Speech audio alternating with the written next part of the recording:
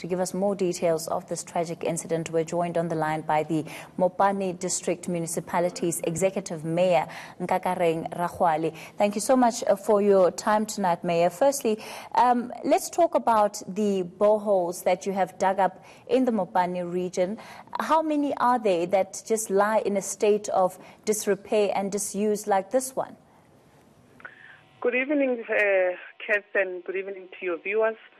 Firstly, let me indicate that we are investigating in terms of what happened. Perhaps I need to indicate that the decision was taken in 2012, between 2011 and 2012, that given the fact that there were boreholes that were stolen by community members, or I don't know, whoever you can call, the decision was taken that perhaps we might need to use the yards of the indunas or the traditional leaders to drill those boreholes, but to be able to benefit the communities.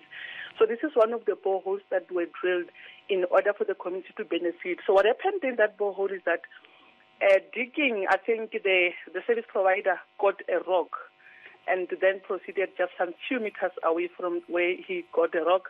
And unfortunately, the borehole was not closed, or the pit was not closed. That's what we let there. So for now, if we can be given some time and space to be able to investigate in terms of how did it happen, because it's a procedure that is known by anybody that you really don't get water, you must be able to cover that pit.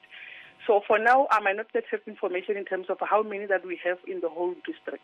And the reason I ask this question is because that municipality in particular has issued out quite a number of tenders. Many of them have been, of course, shrouded in controversy, losing about 100 million rand to fake boreholes, some that were never dug up or some that were in fact dug up but never produced any water.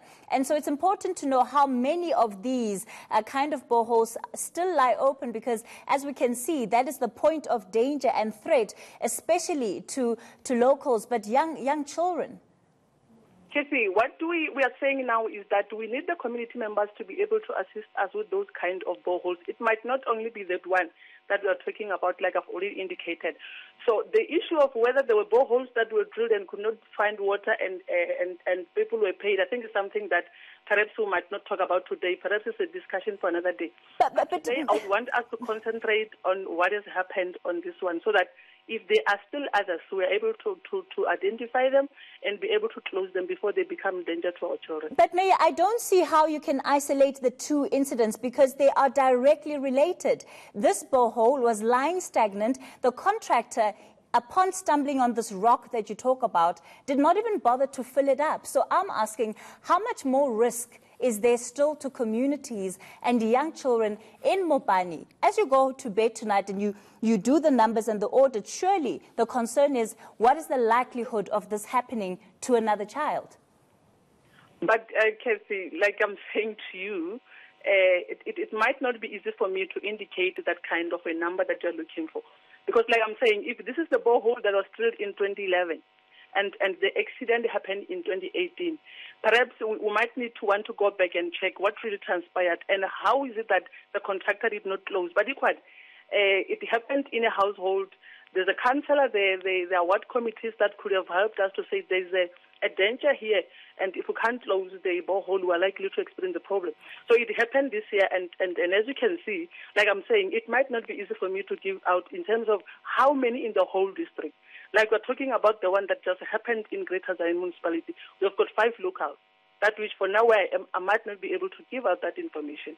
Okay, then the other question, of course, is whether or not these boreholes that have been dug up are being used for the intended purpose. They were supposed to be producing water. And again, this particular borehole is an example of part of what becomes of some of the projects that they simply don't materialize to anything. And the Mopani district, as we know, is also one of those that has been facing severe water challenges over the years.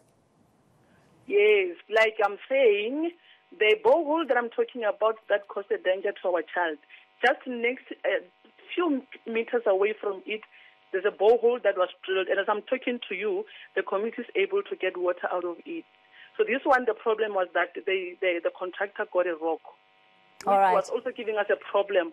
That's why we took time to be able to save our child. Are you going to be investigating the contractor? Definitely we'll do that, not necessarily the contractor, but the whole work that was done. Because like I'm saying, it was a decision that was taken to say, let's drill this kind of boreholes in the yard so that we don't have a challenge of this borehole machines being stolen. So surely we'll have to make sure that the investigation takes place for us to get into the bottom of what really happened. Like I've said, it's a procedure that if you don't find water, you must close as to what happened to the contractor and why was he not closed and why was he left. All right, let's leave it there for tonight, Mayor. Let me thank you for your time for coming on to Newsnight.